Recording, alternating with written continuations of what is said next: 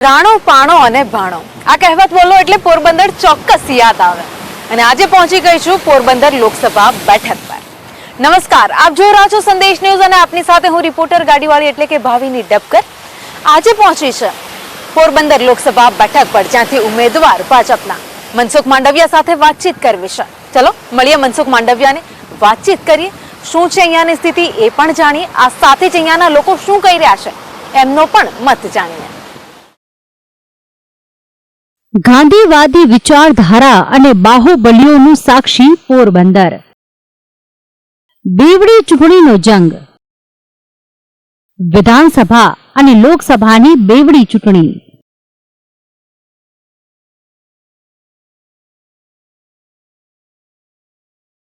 પોરબંદરનો જંગ આ વખતે અનોખો છે। અહીં લોકસભા અને એક વિધાનસભા બેઠક માટેનું યુદ્ધ છે। ભાજપ તરફથી કેન્દ્રીય મંત્રી મનસુખ માંડવિયા તો કોંગ્રેસ તરફથી લલિત વસોયા મેદાનમાં છે। રાષ્ટ્રપિતાના આ જન્મભૂમિએ ગાંધીવાદી વિચારધારા જ નહીં પણ બાહુબલી નેતાઓ જોયા છે।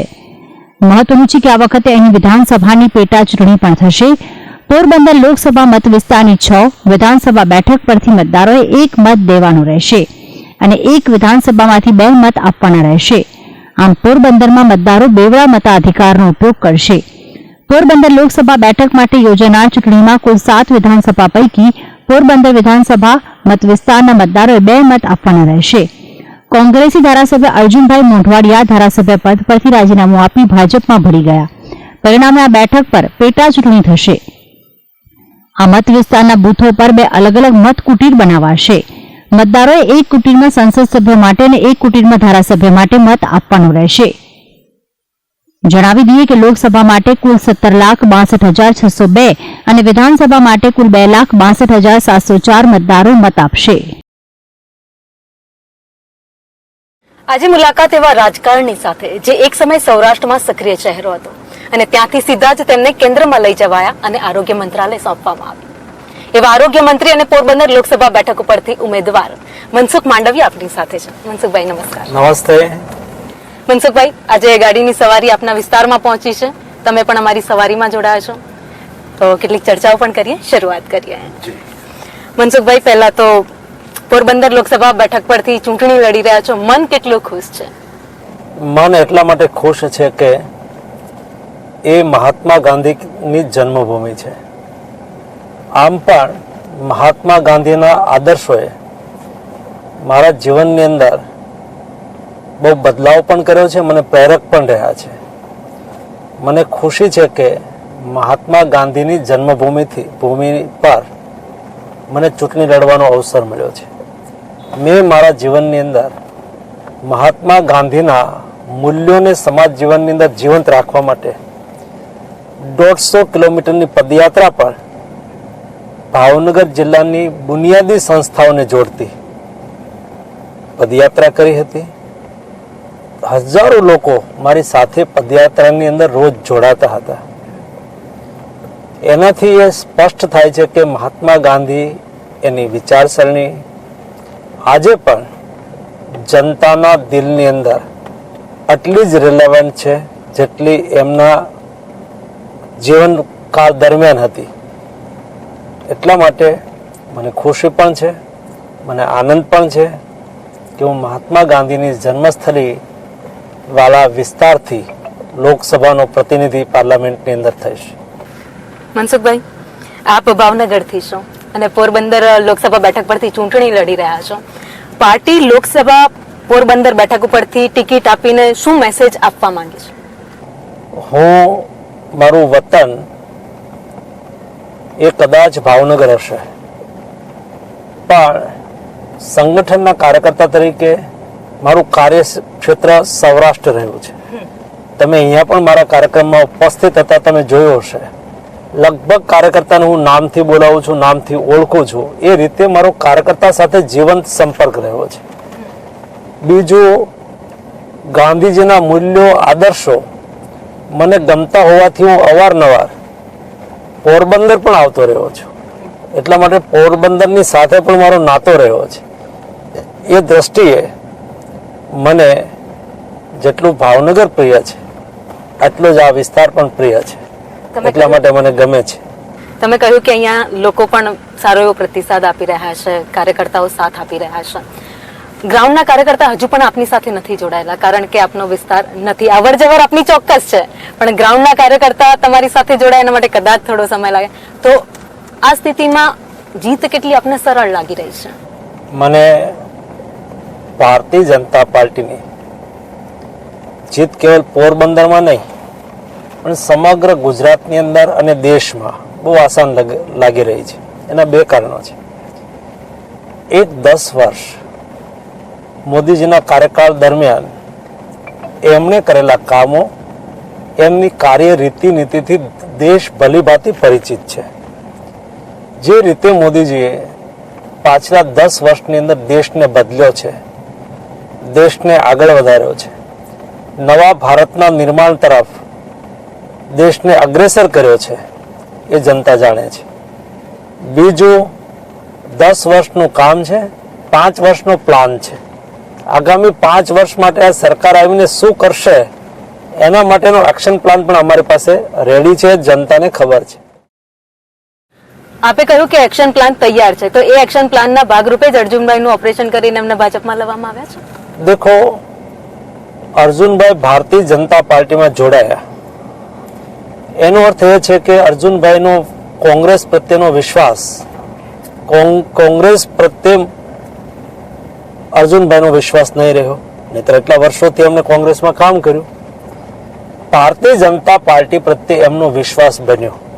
એમને એવું થયું કે આ ભારતીય જનતા પાર્ટી, આ નરેન્દ્ર મોદી દેશને બદલી રહ્યા છે, તો ચાલો નવા ભારતના નિર્માણમાં અમે પણ સહયોગી થઈએ. એ ભાવથી ભારતીય જનતા પાર્ટીમાં જોડાયા છે અને અમે બધા લોકો સાથે મળી અને ભારતીય જનતા પાર્ટીના કાર્યકર્તા તરીકે કામ કરીશું. ભરતી મેળો ભાજપમાં ચાલી રહ્યો છે. એક પછી એક નેતાઓ કોંગ્રેસમાંથી, આમ આદમી પાર્ટીમાંથી ભાજપમાં જોડાઈ રહ્યા છે. પાર્ટીને સીધો ફાયદો ક્યાંક થઈ રહ્યો છે, પણ લાગે છે કે આગામી સમયમાં ક્યાંક એ પાર્ટીને થોડું નુકસાન પહોંચાડશે. દેખો, પોલિટિકલ પાર્ટીની અંદર કાર્યકર્તા એકબીજી પાર્ટીની અંદર પોતાની વિચારધારાથી જ્યાં કામ કરતા હોય ત્યાં એમને સંતોષ ન થાય તો અન્ય પોલિટિકલ પાર્ટીની અંદર જોડાતા હોય છે. આ સ્વાભાવિક છે. એમ ભારતીય જનતા પાર્ટીની અંદર અન્ય પાર્ટીમાંથી કાર્યકર્તા આવી રહ્યા છે, તો ભારતીય જનતા પાર્ટીની રીતિ નીતિ કાર્ય પદ્ધતિ મુજબ તેઓ કામ કરશે અને સૌ સાથે મળીને ભાજપને આગળ વધારીશું. મનસુખભાઈ, પણ જે ગ્રાઉન્ડના કાર્યકર્તાઓ છે, અત્યાર સુધીમાં જેટલા પણ ભરતી મેળામાં નેતાઓ જોડાયા, ધારાસભ્યો જોડાયા, જેટલા પણ જોડાયા, એ બધાની વચ્ચે ભાજપ ક્યાંક ગ્રાઉન્ડના કાર્યકર્તાઓ છે તેમનું મન જાણવાનું ક્યાંક ભૂલી રહી હોય? ભારતીય જનતા પાર્ટીમાં આખા દેશની અંદર 15 કરોડથી વધારે પ્રાથમિક સભ્યો છે. આવડી મોટી પાર્ટી છે. એમાં દૂધની અંદર સાકર મળે તો સાકર દૂધમાં ભળી જાય, એમ અન્ય પાર્ટીમાંથી કાર્યકર્તા આવે તો એ ભારતીય જનતા પાર્ટીની અંદર મળી જાય. ભારતીય જનતા પાર્ટીના કાર્યકર્તાને એનાથી કદી સંતોષ અસંતોષ થતો નથી. ભૂતકાળની અંદર પણ ઘણા કાર્યકર્તા આવ્યા અન્ય પાર્ટીમાંથી, તો ભારતીય જનતા પાર્ટીના કાર્યકર્તા તરીકે કામ કરી રહ્યા છે. એમ અત્યારે જોડાશે પણ કામ કરશે. આપની લોકસભા વિસ્તારમાં જ આવતી કુતિયાણા બેઠક, જ્યાંથી સમાજવાદી પાર્ટીના નેતા છે કાંદલ જાડેજા, કહેવાય છે કે એમની ભાજપ સાથે દોસ્તી ઘણી જ સારી છે, તો મનસુખભાઈનો પ્રચાર કરશે કે? દરેક પોલિટિકલ પાર્ટી, દરેક ઉમેદવાર અને દરેક વ્યક્તિ એને પોતપોતાની વિચારધારા, પોતપોતાની કાર્યશૈલી હોય છે. અમે ભારતીય જનતા પાર્ટી અમારી રીતે પ્રચાર પ્રસાર કરીશું. પ્રધાનમંત્રી એક સમયે કહ્યું હતું કે મનસુખ બહુ મોટો માણસ બનશે, અને મનસુખભાઈ આજે આરોગ્ય મંત્રી છે. કેવી રીતે પ્રધાનમંત્રીનું માર્ગદર્શન આપને મળી રહ્યું છે? હું ધારાસભ્ય હતો ત્યારથી મોદીજી સાથે કામ કરી રહ્યો છું. એ બોલતા હોય, એ કંઈ સૂચન કરતા હોય તો મોદીજી ક્યારેક ટકોર કરી દેતા હોય છે. એમાંથી હંમેશા શીખવું એ મારો સ્વભાવ રહ્યો છે, કારણ કે દ્રષ્ટા વ્યક્તિ છે. એમની જીવનશૈલી, એમનું કમિટમેન્ટ, એમનું શોર્ટમાં કઈ વાત કેવી, યા તો એમનું કરવું, એને જોઈને હું હંમેશા શીખ્યો. અને શીખતો મહેનત કરતો અત્યારે મોદીજીએ મને ભારત સરકારમાં હેલ્થ મિનિસ્ટર તરીકે જવાબદારી આપી છે. તો મારો સ્વભાવ રહ્યો છે કે જ્યારે જે પાર્ટી જવાબદારી આપે ત્યાં કમિટમેન્ટ અને ડેડિકેશન સાથે કામ કરવું. પહેલા સંગઠનમાં કામ કરતો હતો, તો સંગઠનમાં પણ આટલા જ કમિટમેન્ટ અને ડેડિકેશનથી હું કામ કરતો હતો. એનું પરિણામ મને અત્યારે મળી રહ્યું છે. હું પોરબંદર લોકસભા સીટમાં લડવા આવ્યો તો બધા કાર્યકર્તાને હું ઓળખું છું અને કાર્યકર્તા મને ઓળખે છે. એટલે મને અહીંયા મને નવા જેવું કશું નથી લાગતું. પોરબંદર લોકસભા બેઠક પરથી ચૂંટણી લડી રહ્યા છો. હાલ તો જવાબદારી ઉમેદવાર તરીકે મેદાને ઉતરીને જંગી લીડથી જીતવાની છે. પોરબંદરની જ્યારે વાત કરતા હોઈએ તો સુદામાની ભૂમિ કહેવાય, મહાત્મા ગાંધીની ભૂમિ કહેવાય, પણ પોરબંદર એક સમયે એવું હતું કે કુખ્યાત પણ કહેવાતું. ગુંડાગર્દી પણ એટલી હતી, આવારા તત્વો પણ એટલા હતા. આ બધા જ વચ્ચે હવે મનસુખભાઈએ શું કરવાનું પોરબંદરમાં રહેશે પોરબંદરના બદલાવ માટે? એ સમય જતો રહ્યો. નવા સમયની અંદર નવી વાત એ બહુ આવશ્યક હોતી હોય છે. અત્યારે પોરબંદર લોકસભા સીટની અંદર ઇન્ફ્રાસ્ટ્રક્ચર ડેવલપમેન્ટ બહુ સારું થયું છે. છેલ્લા 25 વર્ષની અંદર ગુજરાતમાં મોદીજી રહ્યા, દિલ્હીમાં મોદીજી રહ્યા. રોડ, પાણી, લાઇટ મોટા ભાગે પૂરા થવા આવ્યા છે. એવી જ રીતે ઇન્ડસ્ટ્રીયલ ડેવલપમેન્ટ થાય એ પણ બહુ આવશ્યક છે. જેતપુરની અંદર ડાઇંગ ઇન્ડસ્ટ્રીઝ બહુ મોટી ઓપોર્ચ્યુનિટી છે. એને વધારે ડેવલપ કઈ રીતે કરી શકાય. ધોરાજીની અંદર પ્લાસ્ટિક ઇન્ડસ્ટ્રીઝ માટે બહુ સારી ઓપોર્ચ્યુનિટી છે. એવી જ રીતે પોરબંદરની અંદર ઇક્વાકલ્ચર એક્ટિવિટી, પોરબંદરની અંદર ફિશિંગ બહુ થઈ રહ્યું છે. ફૂડ પ્રોસેસિંગ ઇન્ડસ્ટ્રીઝ માટેની ઓપોર્ચ્યુનિટી છે. એ ઓપોર્ચ્યુનિટીને કઈ રીતે એન્કેજ કરી શકાય એ આગામી દિવસોની અંદર એઝ એ જનપ્રતિનિધિ હું ચૂંટાઈશ અને વિશ્વાસ સાથે આ ક્ષેત્રની અંદર કામ કરીશ. અહીંયાનો બંદરોનો ઉદ્યોગ છે એ પણ અત્યારે મોસ્ટલી એમ કહીએ કે પડી ભાંગ્યો છે, આ સ્થિતિમાં છે. એને વધુ વિકસિત કરવા માટે કયા એવા કામ કરવામાં આવશે? ફિશિંગ, એ ફિશિંગ હાર્બર કહેવાય એમને. તો ફિશિંગ હાર્બર, હું જ્યારે શિપિંગ મિનિસ્ટર હતો ત્યારે મેં એક હાર્બરને અહીંયા મંજૂર કર્યું હતું. એવી રીતે એક 1600 કિલોમીટરના દરિયાઈ કાંઠાને અમે ડિટેલ મેપિંગ કર્યું હતું અને એક સમુદ્ર તટ સમૃદ્ધિ યોજનાનું પ્લાન કર્યું હતું. એમાં પોરબંદર જિલ્લાના સમુદ્ર તટ માટેના વિકાસની ઓપોર્ચ્યુનિટીને પણ અમે એક્સપ્લોર કરી હતી. એ ઓપોર્ચ્યુનિટીને એન્કેજ કરવાનો પ્રયાસ અમે કરીશું.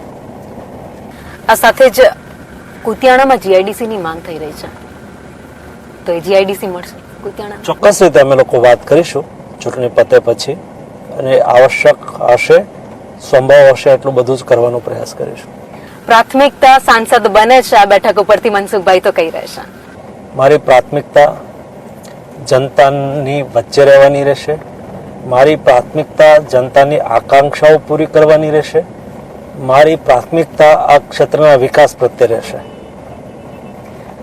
અને કોંગ્રેસે ઉમેદવાર ઉતારી દીધા છે. લલિત વસોઈ આપની સામે ચૂંટણી લડી રહ્યા છે, તો કેટલા લીડથી, કેટલા માર્જિનથી મનસુખભાઈ જીત મેળવશે?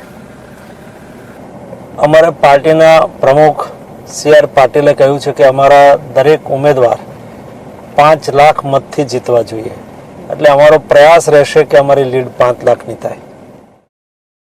મનસુખભાઈ, હાઈવેની પણ વાત ચાલી રહી છે છેલ્લા ઘણા સમયથી કે હાઈવે હજુ પણ એવી કનેક્ટિવિટી વધારે હોવી જોઈએ જેથી કરી લોકો સરળતાથી અવરજવર કરી શકે. આ સાથે જ ખાસ એવી ટ્રેનની પણ માંગ થઈ રહી છે કે લોંગ રૂટની ટ્રેન અહીંયા નથી.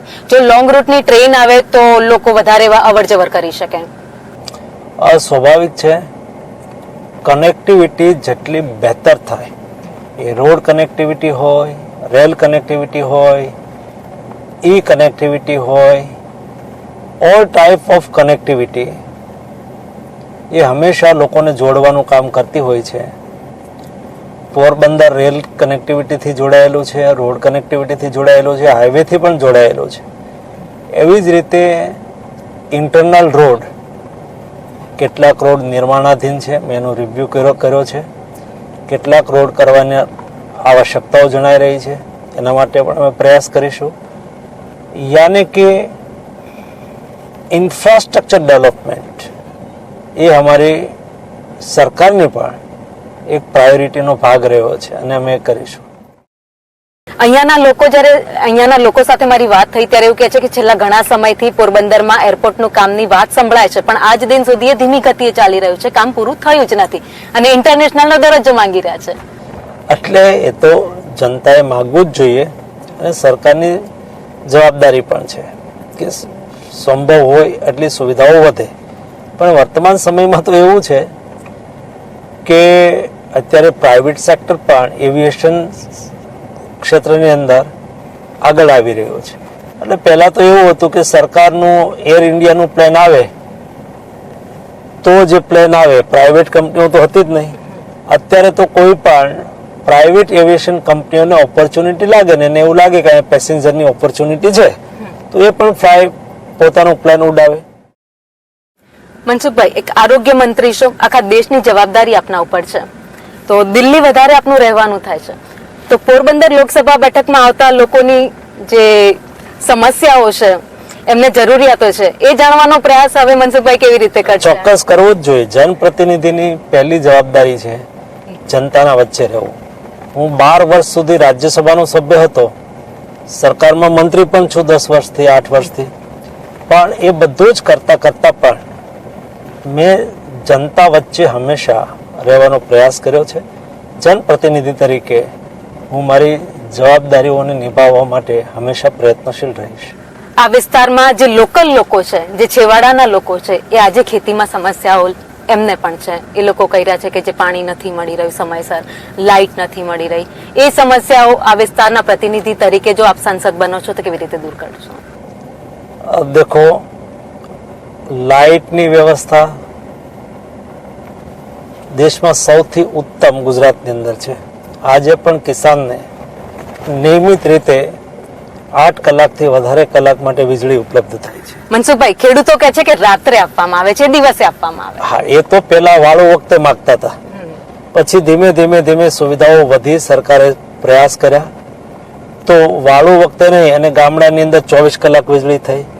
પછી ખેતરની અંદર ટ્રિપિંગથી પાવર મળતો હતો, એટલે અડધી કલાક વીજળી હોય, પાછો ઝટકો આવે, પાછી વીજળી આવે, પાછી જાય.